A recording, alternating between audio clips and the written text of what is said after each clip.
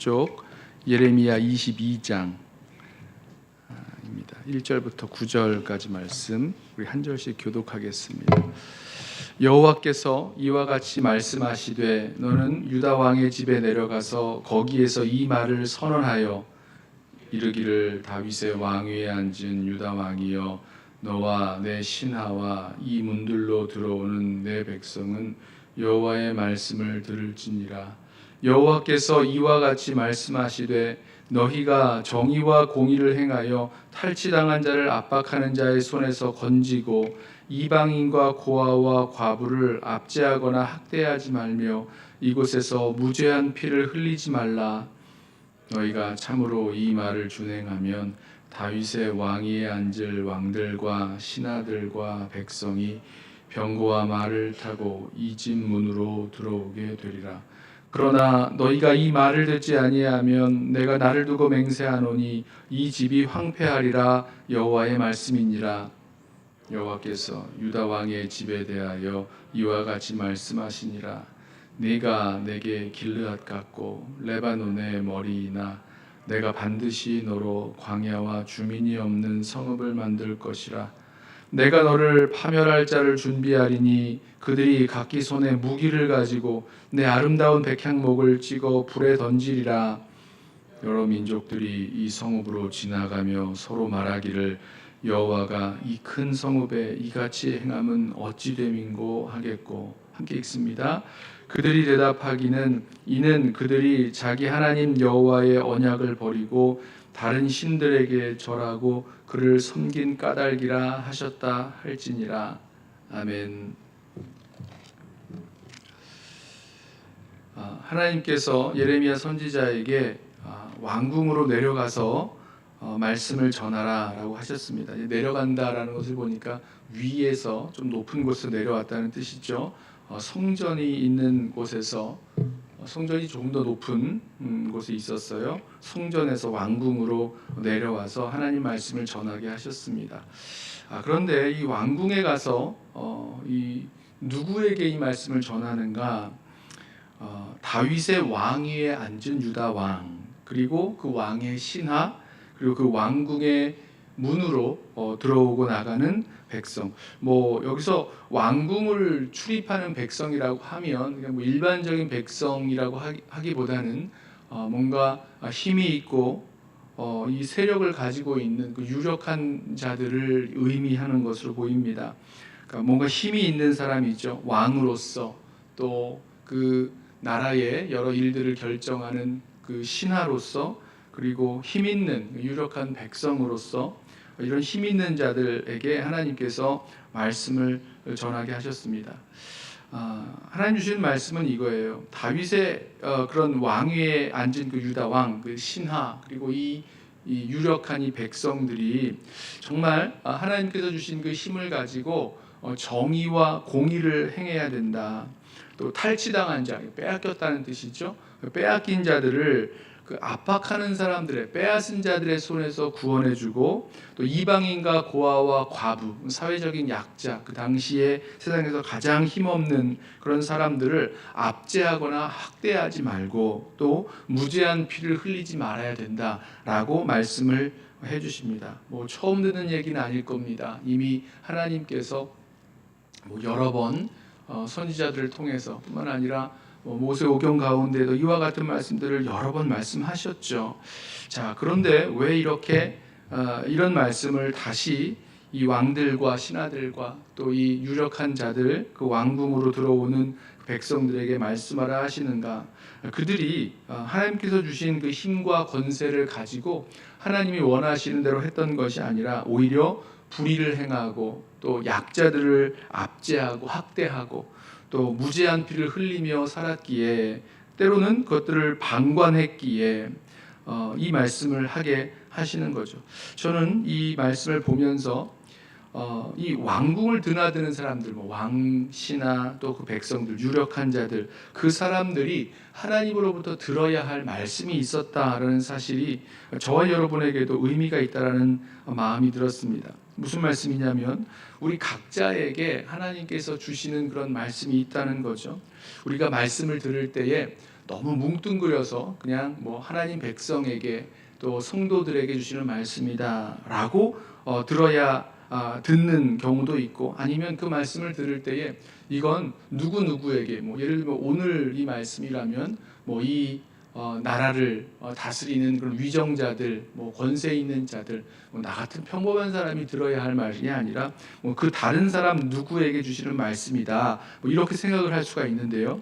그렇지 않다는 거죠. 하나님께서 뭐 힘 있는 자나 힘 없는 자나 누구든지 하나님께서 각 사람에게 주시는 그런 들어야 할 말씀이 있다라는 사실입니다. 오늘 그 중에서 이 힘 있는 자들에게 주시는 이 말씀을 우리 함께 좀 듣기를 원합니다.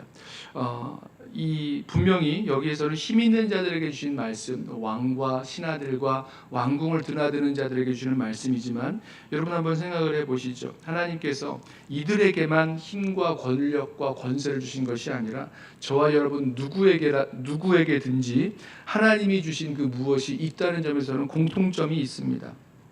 이들에게 그 왕과 신하들과 그 유력한 자들, 유력한 백성들에게 하나님께서 힘과 권세를 주셨다면 저와 여러분에게도 분명히 주신 무엇이 있는 거죠. 자, 그리고 그것을 가지고 어떻게 살아야 할지 하나님께서 우리들을 향해서 원하시는 말씀, 원하시는 그 하나님의 뜻이 있다라는 것입니다.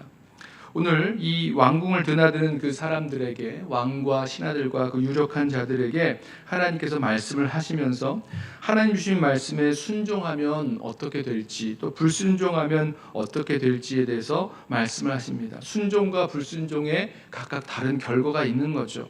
순종하면 너희가 이 말을 타고 이 왕궁으로, 이 문으로 들어오게 되겠지만, 불순종하면 내가 이 집을 황폐하게 하리라. 누가 하시냐면 하나님께서 황폐하게 하시겠다라고 말씀합니다.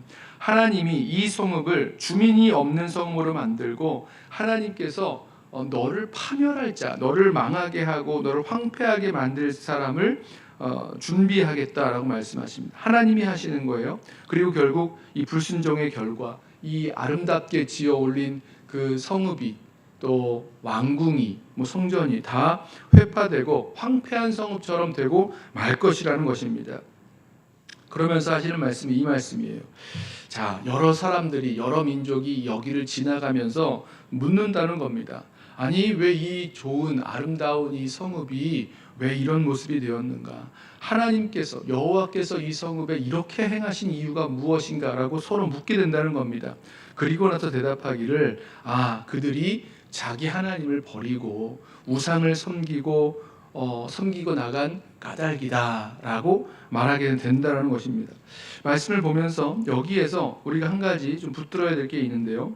처음에 이 왕과 신하들과 유력한 자들, 왕궁을 드나드는 백성들에게 하셨던 말씀은 뭐 정의와 공의를 행하고 탈취당한 자들, 빼앗긴 자들, 압제자들의 손에서 구원해내고, 또 이방인과 고아와 가부, 약자들을 보호해주고, 이런 말씀을 해주셨는데, 지금 마지막에 이 심판당한 황폐해진 그 성읍을 지나가는 사람들이 하는 이야기는 뭐냐면, 그들이 하나님을 버리고 우상을 섬겼기 때문이다 라고 말씀했다는 겁니다. 저는 여기서 의미가 담겨 있다고 생각해요. 우리가 이 세상 가운데서 불의와 폭력을 가지고 다른 사람을 압제하고 다른 사람의 것을 빼앗으며 살아가는 그 이유와 그런 그 모습의 원인이 어디에 담겨 있는가? 바로 하나님을 제대로 섬기지 아니하고 우상을 섬기면서 살아가는 그 삶의 결과가 그런 불의와 폭력의 모습으로 나오게 된다라는 사실입니다. 여러분, 전혀 상관이 없는 것 같아 보이지만 우리가 하나님을 제대로 섬기지 않고 살아갈 때, 하나님을 버리고 다른 신들을 섬기고 우상을 섬기고 살아갈 때에 이 땅 가운데 나타나는 모습이 뭐냐면, 정의와 공의는 사라지고 하나님이 기뻐하시는 정의와 공의 대신에 불의와 폭력으로 약한 자들을 압제하고 빼앗고, 뭐 이렇게 무죄한 피를 흘리면서 살아가는 삶의 세상이 나타나게 된다라는 것이죠.